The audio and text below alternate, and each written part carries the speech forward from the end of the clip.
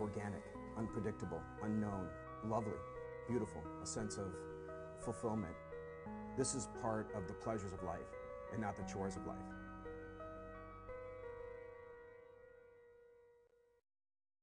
Coming up on Daily Iowan TV, education and reform. Find out what changes at a University of Iowa college are making faculty optimistic. And homegrown, see what Iowa farmers did to make students aware of what they're actually buying at the store. And in sports, Hawkeye hoops galore. Courtside is on the way. All that and more is coming your way next. Daily Iowan TV starts now. I'm Tom Brokaw. For more than 100 years now, the University of Iowa community has been waking up to the Daily Iowan. Today, it's the largest newsroom in eastern Iowa. And now you can see the news every night on Daily Iowan TV and get it anytime worldwide at dailyiowan.com.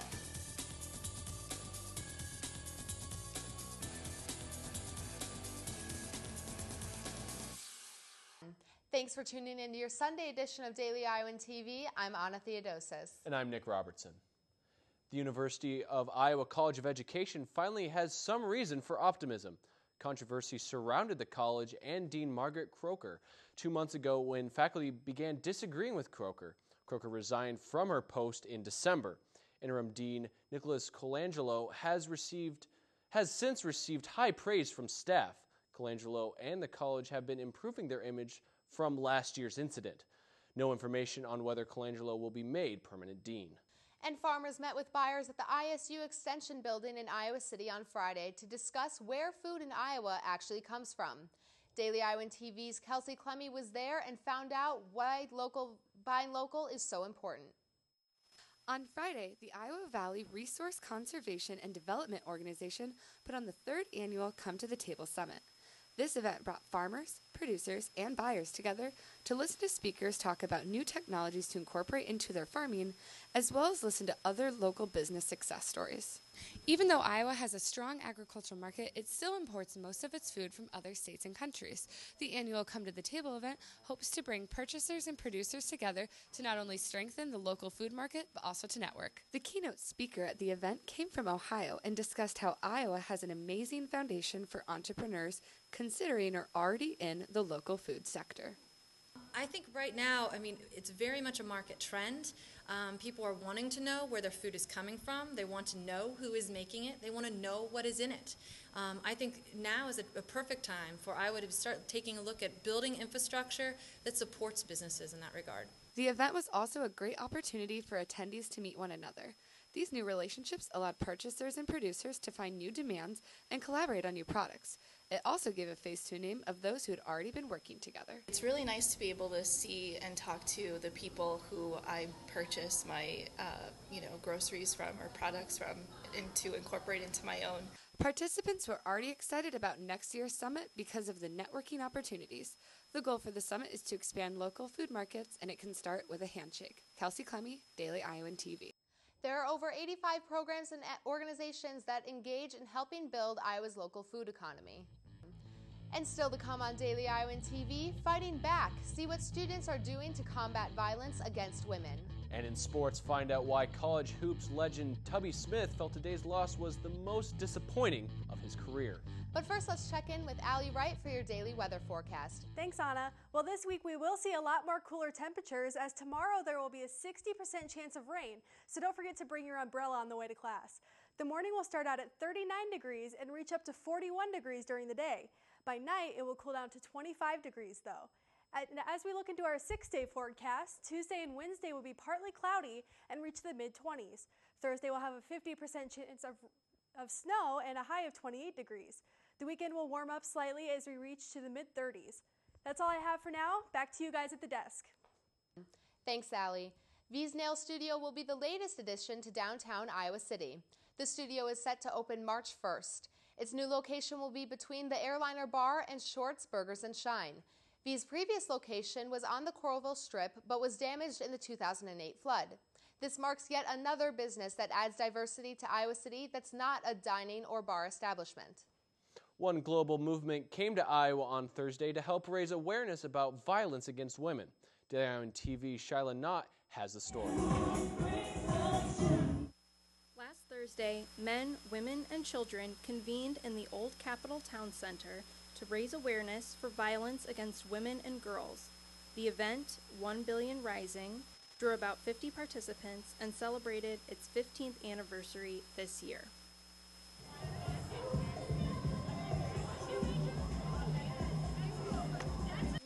Rising sprung from the V-Day movement, which was started by Eve Ensler, who is a playwright who wrote the Vagina Monologues, among many other plays that she has written.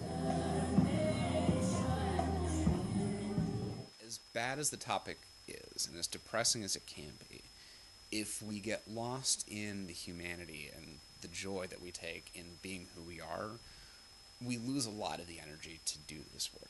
And so to see people just get up there and dance, and there was a former mayor stood up and spoke. I'm blanking on his name. He does Zumba classes now. To see a state representative there, to see teachers there, to see young children there, to see older people, both men and women, was inspiring.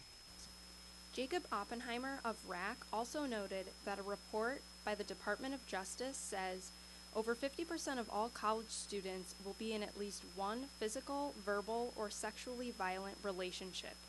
Shyla Knott, Daily Iowan TV. This event occurs annually on Valentine's Day. Texas police shot and killed an escaped inmate on Saturday. Alberto Morales had escaped from a Florida prison after stabbing a detective with eyeglasses.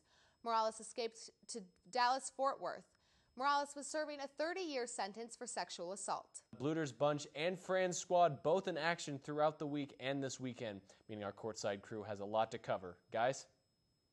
Hello, what's up, and welcome back to Courtside, our weekly Hawkeye Hoop show talking everything black and gold. Busy show for viewers today, Josh, so why don't we jump right in?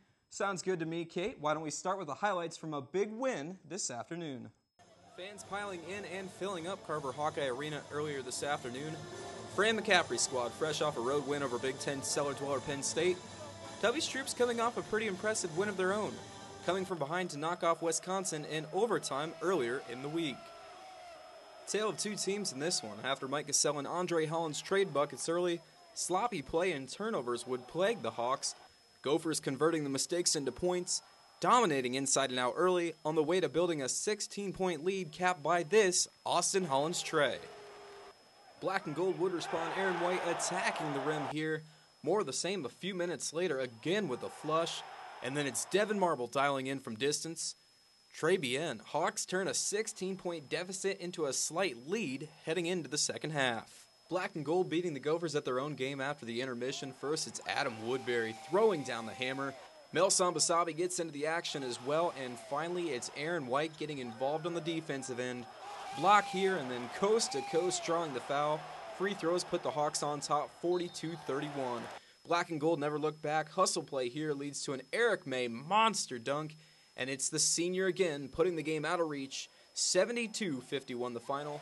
Tough one to swallow for the Minnesota bench. On the flip side, a huge win for the Hawks, who improved to 17-9 on the year and put themselves right back on the bubble for a chance to dance come March. Huge blow for the Gophers, who are now level in conference play with the black and gold at 6 and 7. How disappointing was the loss for Tubby Smith? I don't know if I've seen such a dramatic turnaround in such a short time as a coach of any team I've had, to be honest with you. It's about as disappointing loss as I've ever had. A big part of the turnaround Smith was talking about came in part thanks to two of Iowa's leading scorers. Daily Iowan TV men's basketball reporter Eric Don has more. Fran McCaffrey's bunch said revenge was not a factor as Iowa looked to avenge a loss suffered only 2 weeks ago against Minnesota. Unfortunately for the Hawkeyes, it was deja vu all over again as they struggled out of the gates early. A flat start by the Iowa Hawkeyes today found themselves in a 16-point hole, but it was one they would be able to overcome thanks to the play to Aaron White and Devin Marble. Iowa's offense struggled to find easy looks early, and they turned to their two leading scorers to break them out of their funk. White and Marble led Iowa on a 21-4 run to close the first half. White relentlessly drove the ball to the hoop, Marble buried a key three, and the Hawkeyes never looked back. You know he's going to get rebounds. You know he's going to attack occasionally and dunk the ball. He's going to shoot the ball a little bit. He's going to get some pokeaways. But he was making a clear effort to drive the ball to the basket, get to the free throw line, get us into the bonus, stop the clock, allow us to press. And at that point, I was at the 4, and I knew neither of them could take me off the dribble. So just trying to do some things, with that, and, the crowd got into it. And they're both leaders of this team, and they both, just kept attacking. I think Whitey did a great job of attacking, getting to the free throw line, and, Dev too. And, that's really what got us back into the game, and then we continued to attack and got a few guys in foul trouble, and we're able to score that way. Of course, one of those big-time performers has been balling all week. That's right, Kate. Roy Devin Marble has busted out of his slump in a big way over the past week, earning him Courtside's Player of the Week. It's no surprise who Player of the Week is this week after the Hawks snagged 3 straight Big Ten wins, first against Northwestern and Penn State on the road, then again today in Carver Hawkeye Arena against Minnesota, and that's Devin Marble. Marble posted 2 back-to-back 20-point games, first against Northwestern, and again in their 2-point victory over Penn State. Marble had 22 points and shot 9 of 11 from the free throw line. In today's impressive 21-point victory over Minnesota, Marble had 15 points, 4 rebounds, 2 assists, and 3 steals. Quite the stat line. The Hawks head into their next matchup against Nebraska, now 17-9 overall and 6-7 in Big Ten play, looking for their 4th straight Big Ten win. That's going to do it here for me in the newsroom. Back to you guys in the studio. Thanks, Annie. You've seen the highlights, we've given you some perspective, and now we bring you 2 guys who can't seem to get enough of Hawkeye hoops. From Airliner in downtown Iowa City, it's Ben Ross and Ian Martin with our weekly Full Court Press. Boys. Ian Martin, Ben Ross, we are downtown Iowa City at the Airliner, where we just witnessed Iowa defeat Minnesota handedly, might be a bit of an understatement. And Ben, Thursday night, Iowa barely squeaked out a win over Penn State, who hasn't even won a game in the year of 2013. Why did that spark Iowa to a big win today? I don't know. I don't think anybody expected it. They just squeaked by Penn State, only beating them by 2 points, and Iowa didn't look very good at all that game. Not at all. And they just looked like a whole new team today against the Gophers. Yeah, and what do you think was more impressive? Iowa holding Minnesota to basically 50 points, they scored 51, or scoring 70 points on a team that a ton of shot blockers and a very good, typically, defensive team? Well, I'm really surprised that they held them to just 51.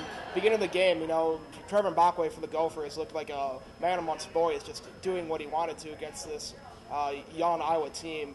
And he really was pretty quiet for the entire second half, which really slowed down the scoring for Minnesota. Yeah, the big run by Iowa basically was the entire second half, of the first half too, because they were down 21-5. Minnesota got up early, and then from that point on, Iowa just took over the game. As far as the overall scope, of course, this kind of puts Iowa back into the bubble discussion. I don't know about back on the bubble or necessarily in the tournament or anything, but is this Iowa's best win of the year? I think Wisconsin, actually, early in the season, at home, was their best win of the year. Devin Marble just hitting a late 3, sort of blew the top off of Carver there, and I think that's the best win so far. I would argue that today is the best win, not necessarily in terms of the tournament, but from the team perspective. Iowa played the best. Offensively, Iowa did everything they wanted to today. We've heard so much about who's the go-to scorer. You don't need a go-to scorer if you're just up by 10 or 20 the whole game. Also, remember that Wisconsin game, they were up by 20 and almost blew it. So, good wins, both of them for Iowa. Hawkeyes have the Cornhuskers of Nebraska next. Should be an easier game, although you never know with these Hawkeyes. And we'll talk about that and much more next week on the Full Court Press. That's all for this week, though, for Ben Ross. Ian Martin, back to you guys in the studio. And we can't get you out of here without letting you know that the Iowa women's basketball team has done it again, taking down ranked Purdue on the road by 20. Well, that's all for us here at Courtside. Anna and Nick, back to you at the desk. Thanks, guys. And only with Daily Iowan TV can you get a sneak peek at Monday's edition of the Daily Iowan. Read about how the future of the minimum wage will impact Iowa City. And learn about a new certificate program in the College of Engineering. That's your latest edition of Daily Iowan TV. Be sure to check us out tomorrow or anytime online at dailyiowan.com. Thanks for watching and have a great night.